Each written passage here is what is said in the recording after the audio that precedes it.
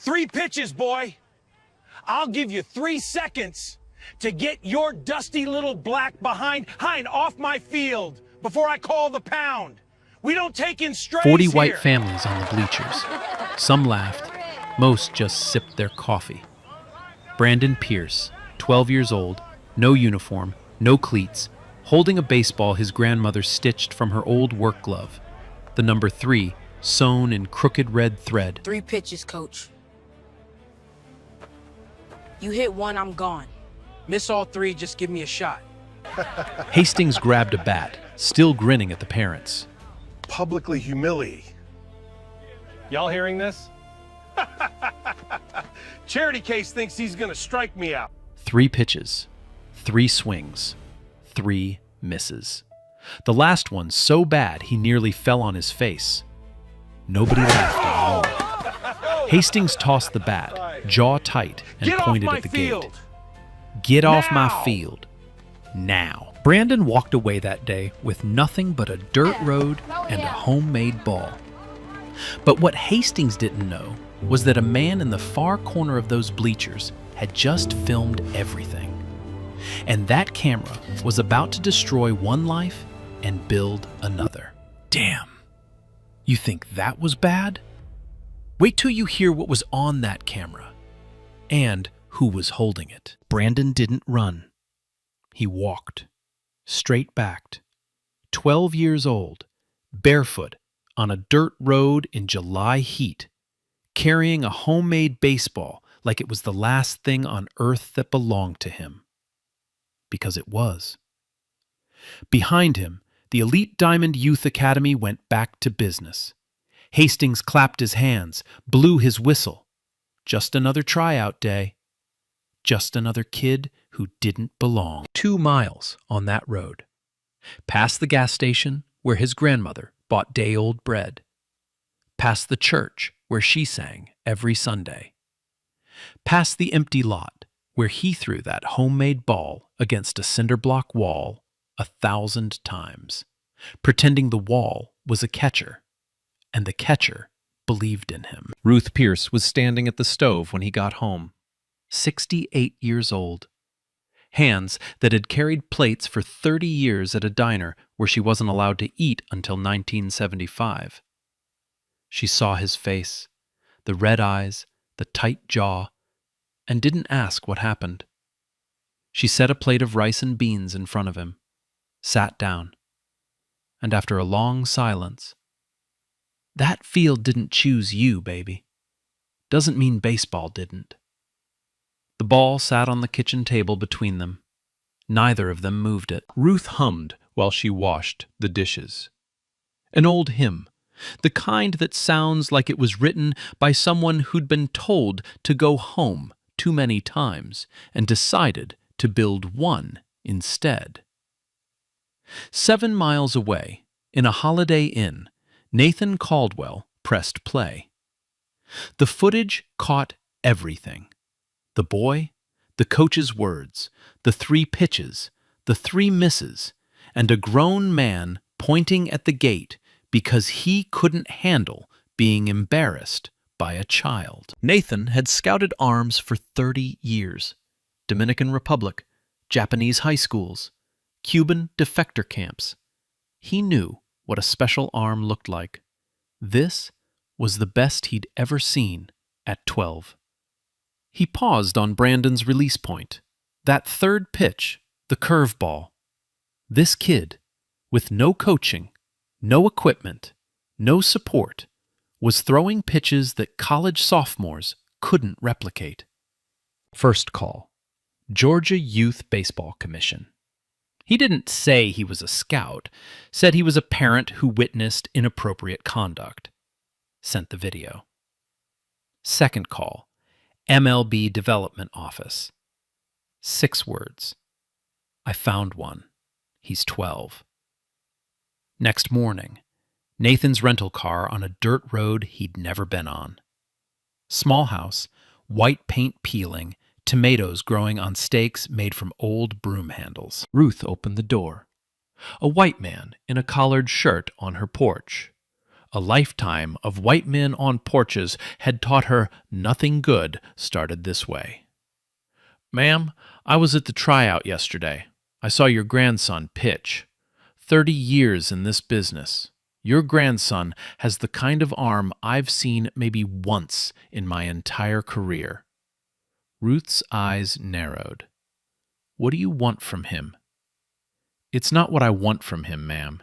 It's what baseball owes him." She opened the screen door, but picked up the homemade ball from the table and set it between them on the counter, like a boundary.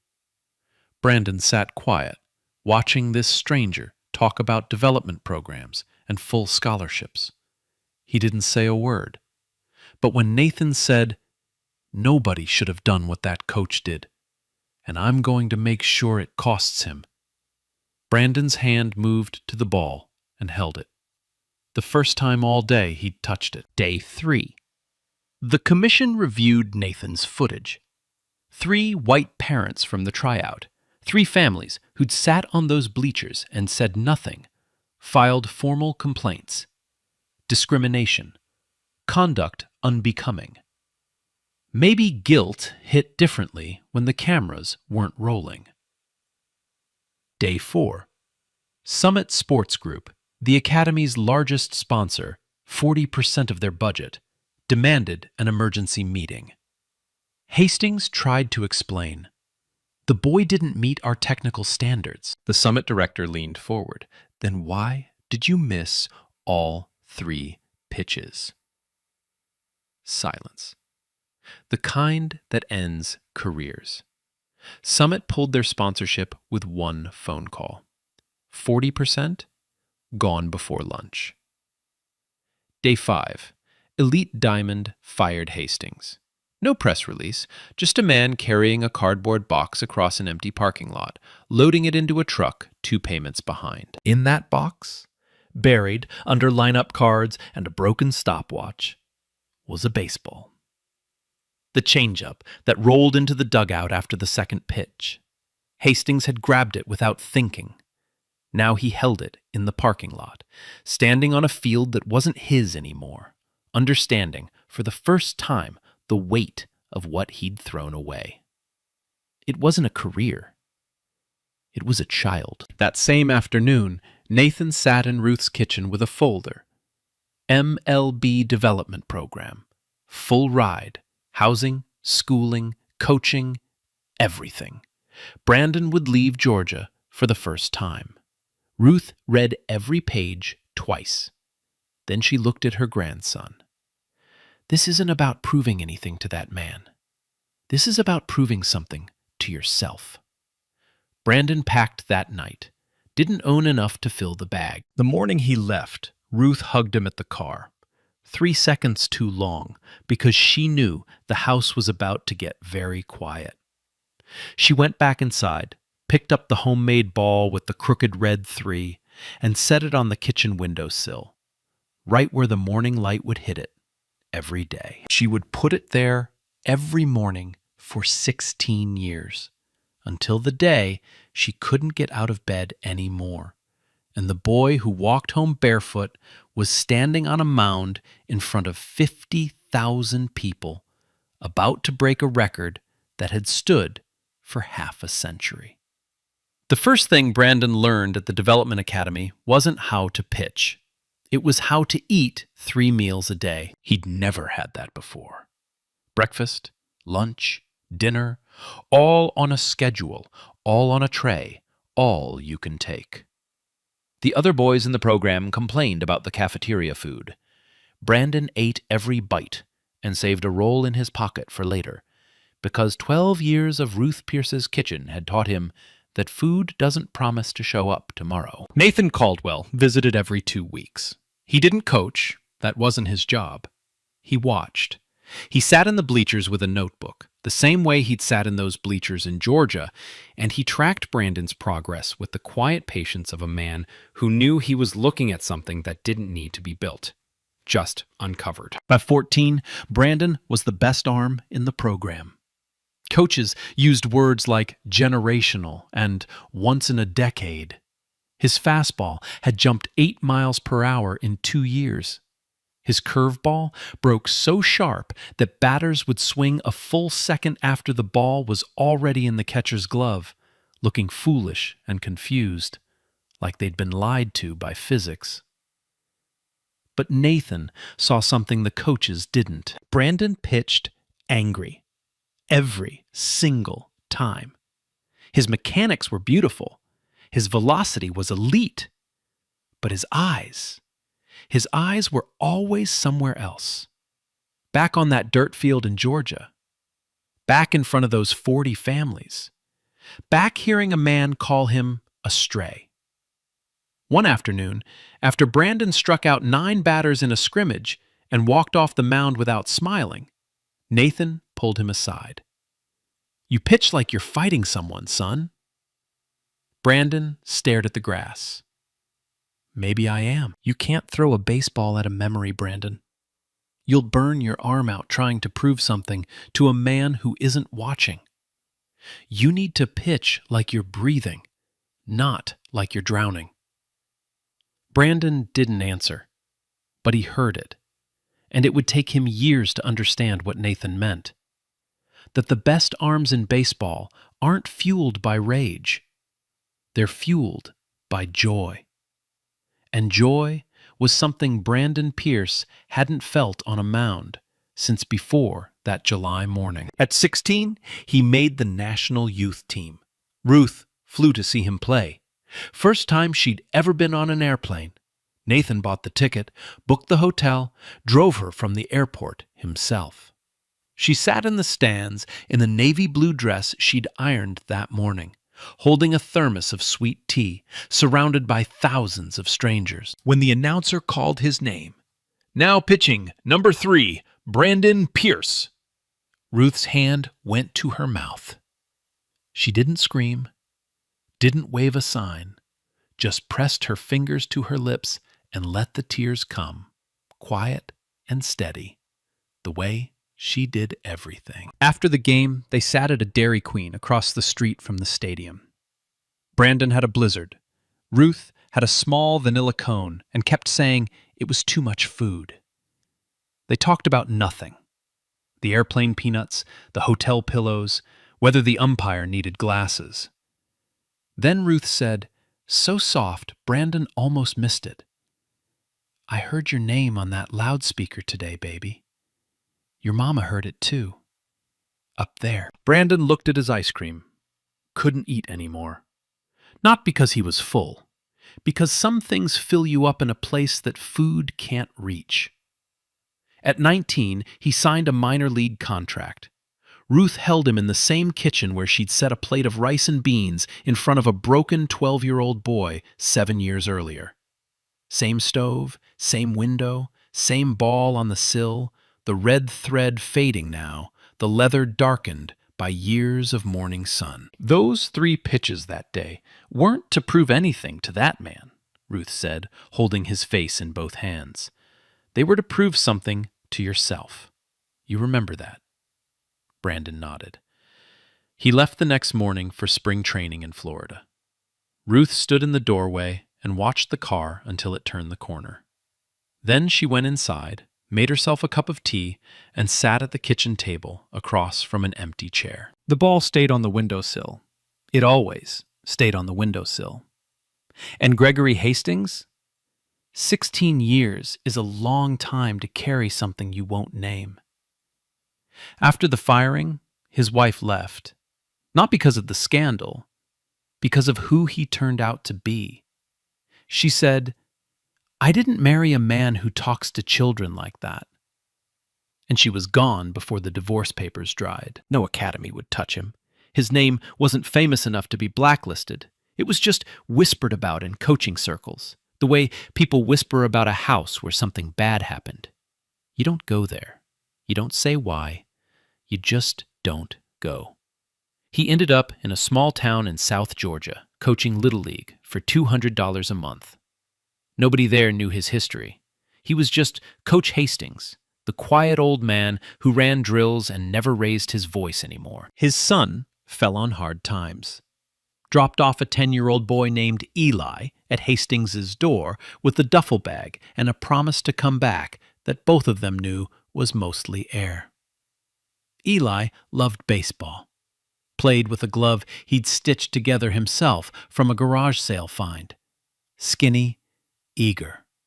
Reminded Hastings of someone he'd spent 16 years trying to forget. One evening, Eli asked, "Grandpa, did you ever coach anyone really good?" Hastings went quiet for a long time, longer than a 10-year-old knows how to wait for. "Once," he finally said, "but I let him go." He kept a baseball in his desk drawer, the changeup that rolled into the dugout 16 years ago. Some nights he'd hold it in the dark, turning it over in his fingers, and wonder where that boy ended up. He was about to find out.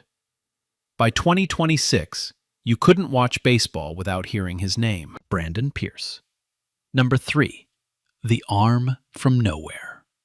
28 years old, with a fastball that made grown men question their life choices, and a curveball that looked like a magic trick. ESPN ran a strikeout counter in the corner of every broadcast. The whole country was watching. He was 8 strikeouts away from breaking Nolan Ryan's 50-year record. 8. But while the world was counting down, an old friend was digging up the past. Darnell Washington hadn't forgotten. He and Brandon grew up on the same dirt road, same church, same empty pockets. Darnell wasn't at the tryout that day, but he was waiting at the gas station down the road when Brandon walked up, shoes dusty, eyes dry, but something behind them shattered. Brandon never told him what happened, just said, "They didn't want me." Now, Darnell was a sports journalist, and while researching a feature on Brandon's road to the record, he found it. Nathan Caldwell's original footage from 2010. Every word, every pitch, every second of humiliation. He called Brandon. "I found the video, B. I can run this, and it'll be the biggest story of the year." Long silence. "Don't. Not yet. I want to see him first. Alone." It took 3 days to find Gregory Hastings. Not because he was hiding, because nobody was looking. A 71-year-old man coaching Little League in a town with no stoplight, living on $200 a month, raising a grandson in a house with a leaking roof. Brandon drove 7 hours through Georgia back roads. No entourage, no agent, just a rented truck. He found the field around 4 in the afternoon. Red dirt, bases made from sandbags, a backstop held together with zip ties. 8 kids running drills. And there was Eli, skinny, 10 years old, fielding grounders with a homemade glove, leather stitched with fishing line, pocket too shallow. Quick hands, soft touch, the kind of kid who has to make his own equipment. Brandon's chest tightened. He knew that kid. Not the actual kid, but the kind. He walked onto the field. Hastings squinted at this tall black man in a gray t-shirt. Something familiar. Couldn't place it. "Can I help you?" Brandon reached into his jacket, set something on the dugout bench. A baseball. 16 years old. Leather dark as tobacco. Stitching frayed. The number 3 in faded red thread.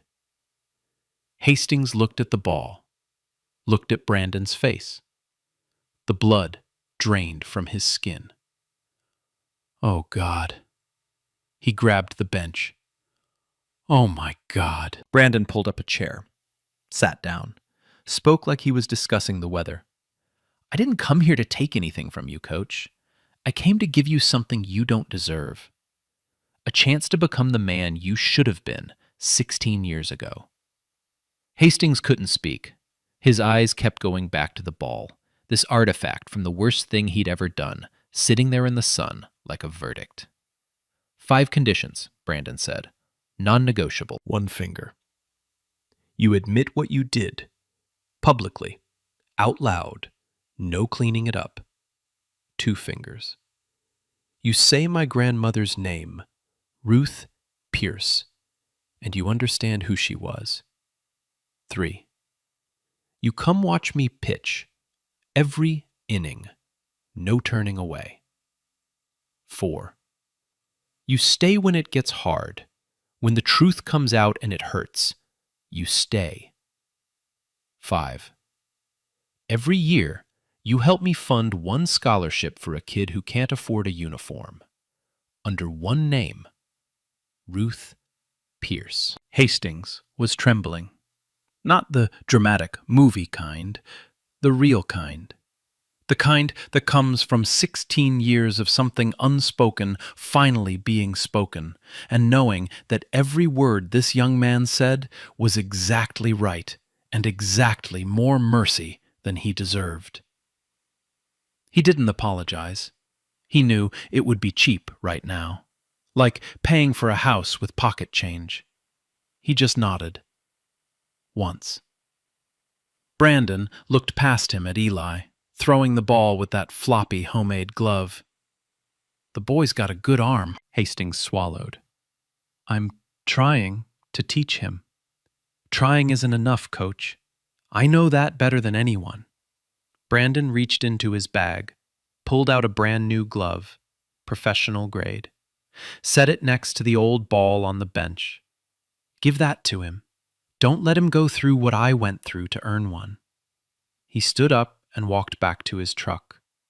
No handshake, no hug. Not yet. Those would have to be earned. Eli ran up, out of breath, and saw the glove. His eyes went wide, wider than Christmas morning. Grandpa, whose glove is that? Hastings held it out. Yours. A man just gave it to you. A man I owe more to than I can ever repay. Eli slipped it on, pounded the pocket, and ran back to the field grinning. Hastings picked up the homemade ball with the red 3 and held it against his chest. 16 years of silence, finally cracking open. But the hardest part wasn't behind him. It was 3 weeks away, in a room where a dying woman would look him in the eye and say the only words that could either save him or finish him off. 2 weeks before the biggest game in baseball history, Brandon Pierce did something nobody expected. He invited the man who humiliated him to spring training. No cameras, no press release, just a phone call. Be at the facility Tuesday morning. Bring the boy. Hastings drove 6 hours in a truck with no air conditioning. Eli sat in the passenger seat with his new glove on his lap, pounding the pocket the whole way.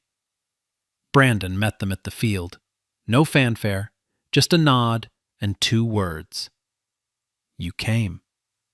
You asked, Hastings said. For the next 45 minutes, Brandon Pierce, the man 8 strikeouts away from shattering a 50-year record, knelt on the grass with a 10-year-old boy and taught him how to grip a 4-seam fastball, where to place the fingers across the seams, how to keep the wrist loose, how to follow through without dropping the elbow. Don't throw with your arm, Brandon said.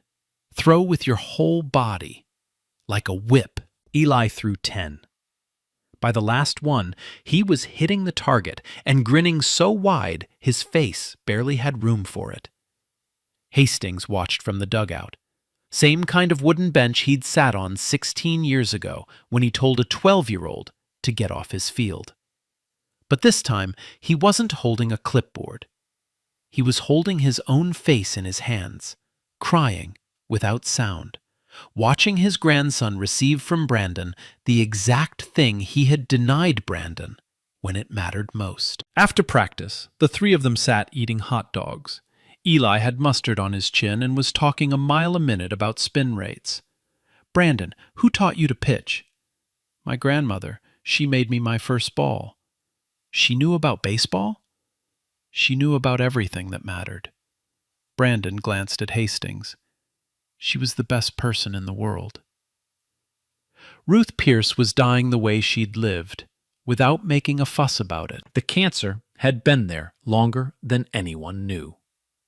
By the time she let Brandon fly her to a real hospital, it had already made up its mind. Brandon brought her to the training facility in a wheelchair. 93 pounds, hands thin as paper, hands that had carried 10,000 plates and stitched a baseball from a work glove and held a boy's face when the world told him he was nothing. But her eyes were the same, sharp, warm. She wanted to see him pitch one more time. Brandon threw 15 pitches while Ruth watched from behind the backstop, a blanket on her lap, a thermos of sweet tea she couldn't drink anymore sitting next to her like an old friend. He knelt beside her chair. "Was that okay, Grandma?" She touched his face. "Baby, that was always okay. From the very first one."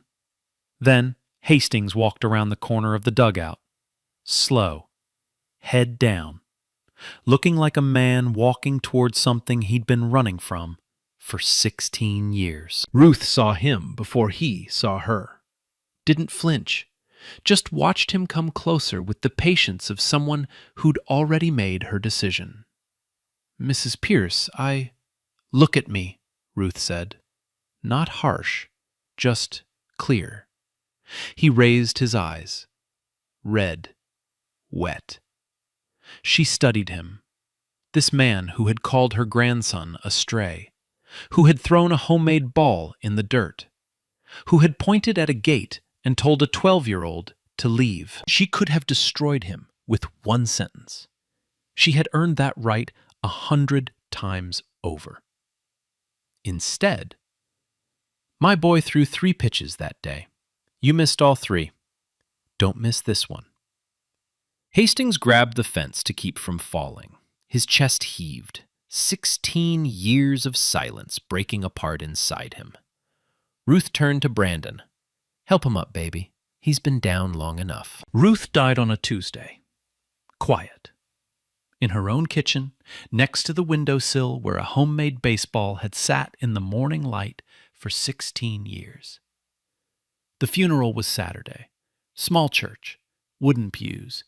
The ball with the crooked red 3 sat on the casket where the morning light came through the stained glass.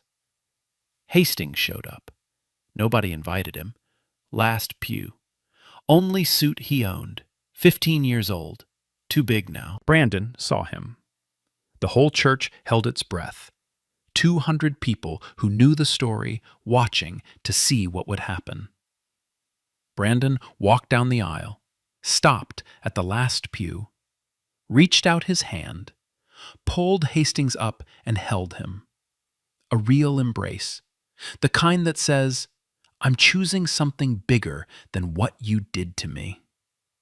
One by one, people stood, not applauding, just bearing witness. 1 week later, the world exploded. The 2010 video surfaced. Not from Darnell, not from Nathan. A rival team's PR operation leaked it. 7 days before the record-breaking game. Calculated. Strategic. The internet split overnight. Hashtag Justice for Brandon trended for 3 days. Cable news ran the footage on loop. Commentators screamed at each other on split screens. Brandon's team management slid a printed statement across a conference table. 4 paragraphs condemning Hastings by name, distancing Brandon from past associations. Brandon read it once, then tore it in half on live television. The room went dead quiet. "I'm not here to turn a man my grandmother forgave into a villain. I'm here to play ball." 7 words, no notes, no anger, just the certainty of a man raised by a woman who never told him to hate anyone, even the people who deserved it. In South Georgia, Hastings watched the press conference on a TV with a cracked screen. Eli sat on the floor next to him. "Grandpa, you know him, right?" Hastings nodded. What happened between you two? I owe him more than I can ever pay back, Eli. So how do you pay it back? Hastings looked at this 10-year-old boy asking the only question that mattered with the simplicity only children can manage. By not running away again. By staying when it's hard. And in 6 days, Hastings would walk into a stadium with 50,000 people, watch the boy he threw away become immortal, and hear his own name spoken out loud to a nation that was about to learn exactly what he did on a dirt field in Georgia 16 years ago. Seriously, what the hell? This man destroyed a kid's dream, and 16 years later, that same kid is protecting him on live TV, and the only one with guts to ask the real question is a 10-year-old sitting on the damn floor. Put yourself there. Could you do that? The night felt different. Everyone who was there said the same thing. The air inside that stadium had weight to it, like the sky was leaning down to watch. 50,000 seats. Every single one full. The kind of crowd that makes the concrete hum under your feet before the first pitch is even thrown. Camera crews from 6 countries, reporters stacked in the press box shoulder to shoulder. A nation watching from living rooms, bars, hospital beds, prison cells, and the back seats of minivans parked at gas stations with the engine running because nobody wanted to miss it. Brandon Pierce needed 8 strikeouts to break a record that had stood for 50 years. 8. In the locker room, 45 minutes before first pitch, Brandon sat alone at his locker. Around him, teammates stretched, joked, played music too loud, the controlled chaos of a clubhouse before a big game. But Brandon was somewhere else. He opened his locker and looked at the 3 things hanging inside. A photograph of Ruth Pierce, taken at the Dairy Queen after his national youth team game.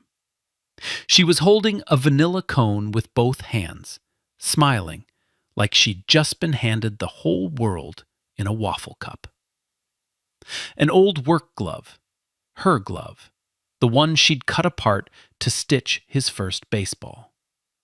Leather cracked and stiff now, the fingers curled inward like a hand still trying to hold something. And the ball. The homemade ball with the crooked red 3. 16 years old, leather dark as coffee, thread fraying at the edges. The most valuable object Brandon Pierce owned, and it wasn't worth $1 to anyone else on earth. He picked it up, held it, felt the weight of it, not the physical weight, which was nothing, but the other kind, the kind that sits in your chest and doesn't move. Then he put it in his back pocket, closed his locker, and walked toward the field. Hastings and Eli arrived early. 2 hours early. Because Hastings couldn't sit in that hotel room anymore, staring at the ceiling, rehearsing in his head what it would feel like to watch 50,000 people learn who he was and what he'd done. They found their seats, 2 seats behind the first base dugout. Brandon had sent them himself. No note, just 2 tickets in an envelope with a number 3 written on the outside in black marker. Eli wore a jersey. Number 3. Brandon's number. He'd begged his grandfather to buy it at the stadium shop, and Hastings had spent $40 he didn't have because some things cost more to say no to. The old man sat down and put his hands on his knees. His fingers wouldn't stop moving. Eli looked up at him. "You okay, Grandpa?" "I'm here," Hastings said. "That's enough." First pitch, 8 to go. Inning 1. Brandon came out throwing heat. 98 miles per hour.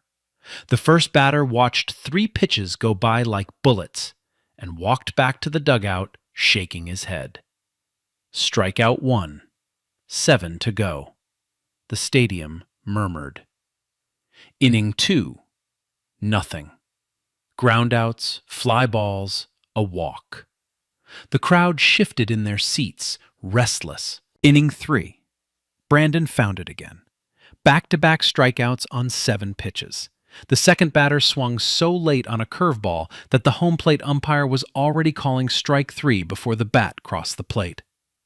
5 to go. The murmur became a buzz. Inning 4, one more strikeout. A changeup that fell off the table like it had been pushed.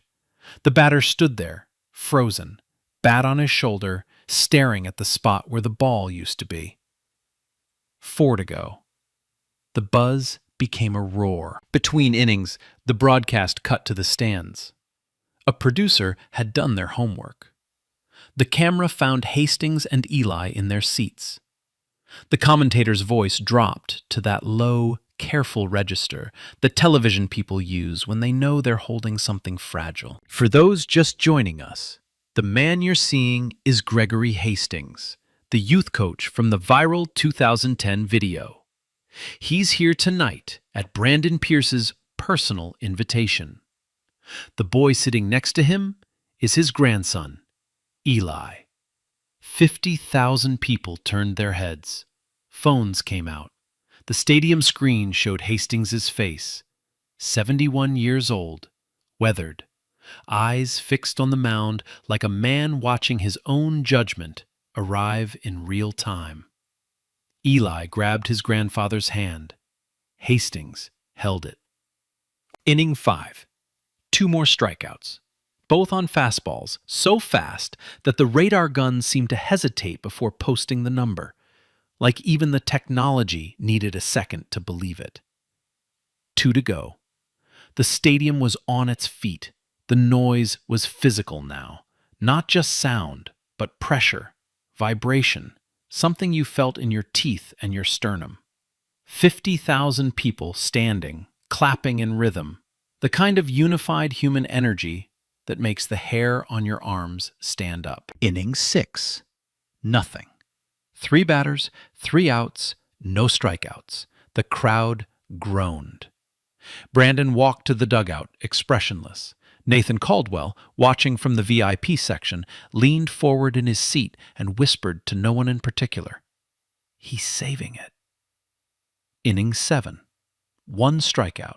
A slider that broke so hard the batter actually laughed as he walked away, like he'd just been the victim of a magic trick and couldn't even be mad about it.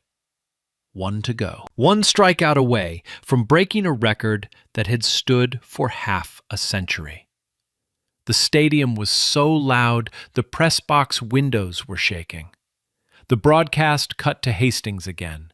He was crying, not hiding it, not wiping his eyes, just sitting there with tears running down his face, holding his grandson's hand, watching the boy he'd thrown away stand on a mound in front of the whole world. Eli looked up. "Grandpa, why are you crying?" Hastings shook his head. Couldn't answer. "Is it because of what you did to him?" Hastings closed his eyes. "Yes." "But he invited you here. That means he's not mad anymore, right?" "It means he's better than I ever was, Eli. Better than I ever taught anyone to be." Inning 8, top of the order. The best hitter on the opposing team stepped into the box. A left-handed cleanup hitter, batting .312, with the calmest hands in the league. Brandon stood on the mound. The stadium was shaking. Literally shaking. The structural engineers would later confirm that the upper deck registered measurable vibration from 50,000 people stomping in unison. He reached into his back pocket, touched the ball. Not the game ball, the other one, the homemade one. Just touched it. Felt the crooked red 3 under his fingertip. Then he looked up at the sky. Just for a second. And if you were watching closely, and millions of people were, you could see his lips move. 2 words. No sound. But everyone knew.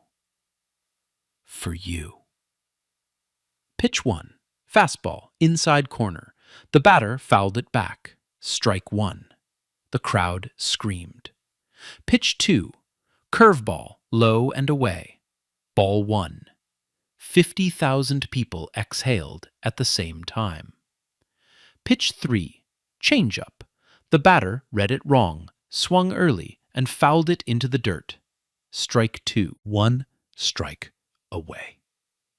The catcher called time, walked to the mound, didn't say anything about pitch selection or strategy, just looked at Brandon and said, "Finish it. She's watching." Brandon nodded. He stepped back on the rubber, set his feet, took a breath. The stadium went quiet, not silent, because 50,000 people can't be silent, but the volume dropped to something that felt like reverence, like a church, like a funeral, like a kitchen in Georgia where a woman used to hum hymns while she washed the dishes. Pitch 4. Fastball. 99.6 miles per hour. Inside corner. The batter swung, and the ball was in the catcher's glove before the bat was halfway through the zone. Strike 3. The record was broken. What happened next, nobody who was there will ever forget. Brandon didn't jump, didn't scream, didn't run to his teammates. He dropped to one knee on the mound, right there on the dirt, and pulled the homemade ball from his back pocket. Held it up toward the sky with his right hand, the same hand that had just thrown the most important pitch of his life. Then he lowered it, turned toward the stands, found Hastings, found Eli, and held that ball out toward them. Not throwing it, not waving it, just holding it steady, the way you hold a candle in a dark room so someone can find their way. The spotlight followed his arm, found the old man and the boy. 50,000 people turned to look. Hastings stood up, shaking. Eli stood next to him, still holding his hand. The stadium screen showed them side by side. A 71-year-old man who had thrown a child off a field, and a 10-year-old boy wearing that child's jersey. The broadcast held the shot for 11 seconds, an eternity in television. Nobody cut away. Brandon walked to the on-field microphone. The stadium hushed. He held the homemade ball against his chest and spoke without notes. 16 years ago, I threw 3 pitches on a dirt field in Georgia to a man who told me to get off his field. That night, I cried in my grandmother's kitchen. She said, "A boy who gets sent away learns 2 things, how to leave and how to come back stronger." Tonight, I came back, but not alone. That man in the stands, Coach Gregory Hastings. He's here because my grandmother forgave him before she died, and because his grandson deserves a coach who remembers what it costs to turn your back on a child. This record isn't mine. It belongs to every kid who was ever told they weren't enough and stayed on the field anyway. Grandma, you were right. 3 pitches was enough. Coach, welcome home. The stadium didn't roar. It broke. 50,000 people crying, standing, holding strangers. The kind of collective emotion that doesn't happen in sports or movies or real life, except once in a generation, when someone says something so true that it cracks open every closed door in the room. Hastings bowed his head. Eli wrapped both arms around his grandfather's waist. The old man put his hand on the boy's head and held on like he was the last solid thing left in the world. But this wasn't the end, because 6 months later, Brandon Pierce would stand at a podium and announce something that would turn Gregory Hastings's greatest shame into the one thing that finally gave his life meaning. And the man who once locked the gate on a black child would become the one holding it open. 6 months later, Brandon Pierce stood behind a podium in a hotel ballroom in Atlanta with 200 people in the audience and cameras from every major network pointed at his face. He wasn't wearing his jersey. No baseball cap, no glove. Just a dark suit, a white shirt, and a homemade baseball sitting on the podium next to the microphone, like it had earned its seat at the table. Because it had. "Today I'm announcing the creation of the Ruth Pierce Foundation," Brandon said. "Full scholarships, housing, coaching, equipment, education for young athletes from families below the poverty line. No tryout fees, no uniform requirements, no gates." He paused on that last word. Let it sit in the room like a stone dropped in still water. "And I'm not doing this alone." He turned to the side of the stage, and Gregory Hastings walked out. 71 years old, that same too-big suit from the funeral, pressed as sharp as he could get it. Hands trembling, steps slow but deliberate, the walk of a man who knows exactly where he's going, for the first time in 16 years. He stood next to Brandon. The room went quiet enough to hear the air conditioning. "This is Coach Gregory Hastings," Brandon said, "co-founder of the Ruth Pierce Foundation." 200 people stared. Some knew the story, some didn't, but everyone felt the weight of what they were seeing. The man who locked the gate standing next to the man who was building a new one, under the name of the woman who taught them both what it means to forgive. Brandon stepped back. Hastings stepped forward. His hands gripped the podium like it was the only thing keeping him upright. He cleared his throat. Twice. Then he spoke. 16 years ago, I threw a 12-year-old boy off my field. I called him a stray. I told him to go home. I did it because he was poor and because he was black and because he struck me out 3 times and I couldn't handle being embarrassed by a child." He stopped, swallowed. The room didn't breathe. His grandmother's name was Ruth Pierce. She was a waitress.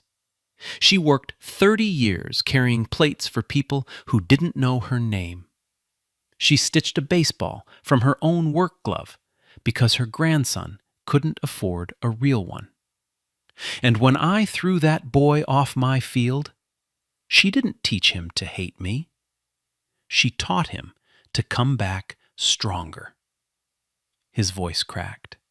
He kept going. "My name is Gregory Hastings, and I was wrong about everything." He stepped back. Brandon put a hand on his shoulder. Not for the cameras, not for the audience, for the old man who had just said out loud the thing he'd been choking on for 16 years.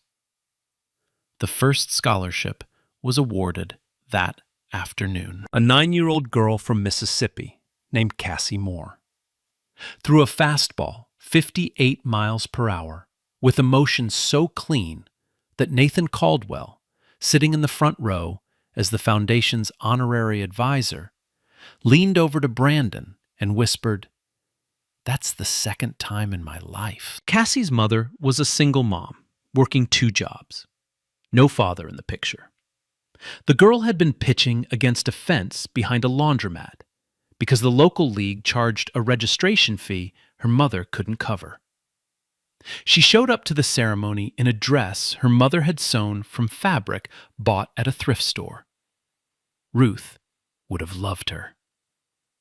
The second scholarship went to Eli Hastings, Brandon insisted. The board questioned it. Optics, they said. Conflict of interest, they said. Brandon looked at them across the conference table and said, "That boy has a homemade glove and a grandfather who's trying to do better. If this foundation doesn't exist for kids like him, then who the hell is it for?" Nobody argued after that. When Hastings heard the news, he sat on the bench at his Little League field, the same bench where Brandon had placed a homemade ball and a new glove 3 months earlier, and cried until his chest hurt. His grandson was going to get every opportunity that Brandon never had at 12. And it was Brandon who made sure of it. The boy he threw away was now the man holding the door open for his grandson. If that's not justice, nothing is. Hastings kept every condition. Condition 1. He admitted it. Publicly. On a stage. In front of cameras. No cleaned up version. No PR language. The raw, ugly truth. Condition 2. He said her name. Ruth Pierce. Said it out loud and meant it. Condition 3. He sat in those stands, watched every pitch, didn't turn away, didn't make excuses. Condition 4. He stayed when it got hard. When the video leaked, when the internet called him a monster, when strangers recognized his face in grocery stores and turned away. He stayed. Condition 5. Every year, from that day until the day he died, Gregory Hastings donated a piece of his Social Security check to the Ruth Pierce Foundation. It wasn't much. Some months it was $50. Some months it was $30. But he never missed. Not once. And every check had the same thing written in the memo line. 3 pitches. He became a volunteer coach at the Ruth Pierce Academy, drove 45 minutes each way 3 days a week in a truck that burned oil and needed a new transmission. He taught kids how to grip a fastball, how to read a batter's stance, how to breathe before a pitch. Black kids, white kids, Latino kids, poor kids, rich kids, every single one of them. And he never, not once, told any of them to go home. 1 year after the record, Brandon drove back to Georgia. Alone. No entourage, no cameras. Just a rented truck and 7 hours of highway and the same back roads he used to walk barefoot. He pulled up to the cemetery around 4 in the afternoon. The light was doing that thing it does in Georgia in autumn. Golden, heavy. The kind that makes everything look like a memory, even while it's still happening. He walked to Ruth's grave. Simple headstone. Her name, her dates, and underneath, a line Brandon had chosen himself. She made the first ball. He knelt down, pulled the homemade baseball from his jacket pocket, the same one that had sat on her kitchen windowsill, the same one that had rested on her casket, the same one he'd held up to the sky in front of 50,000 people. The leather was cracked now. The red thread was barely holding. The number 3 was almost gone, faded to a ghost of itself. He placed it on the headstone, right on top, where the afternoon light could reach it. "Hey, Grandma." He sat on the grass, quiet for a long time, listening to the birds, feeling the sun. "You were right about everything, about the pitches, about staying, about forgiving people who don't deserve it, about all of it." He wiped his eyes with the back of his hand. "I brought him back, Grandma, the man from the field. He's different now. He says your name every time he walks into the academy. Every single time." A long pause. Wind moving through the trees. "I miss you. Every day. But I see you everywhere. In every kid who walks through that gate with a homemade glove and no money and big eyes. I see you." He stood up, touched the headstone once, walked back to his truck. Didn't look back, not because it was easy, but because Ruth taught him that looking forward is how you honor the people who believed in you before anyone else did. The Ruth Pierce Academy opened its permanent campus the following spring. A real facility. 4 fields, indoor batting cages, a dormitory, a classroom building. Paid for by Brandon's contract, by donations from across the country, by $50 checks from a 72-year-old man in South Georgia. Opening day. A 12-year-old black boy walked through the front gate, skinny, nervous, homemade glove on his left hand, eyes wide, the way Brandon's eyes had been wide on a dirt field in Georgia 20 years ago. Behind the fence, Coach Gregory Hastings stood watching, older now, slower, but present, always present. The boy stopped, looked at Hastings through the chain link. The same fear Brandon had felt, a black child looking at a white coach, wondering if this was safe, wondering if he belonged.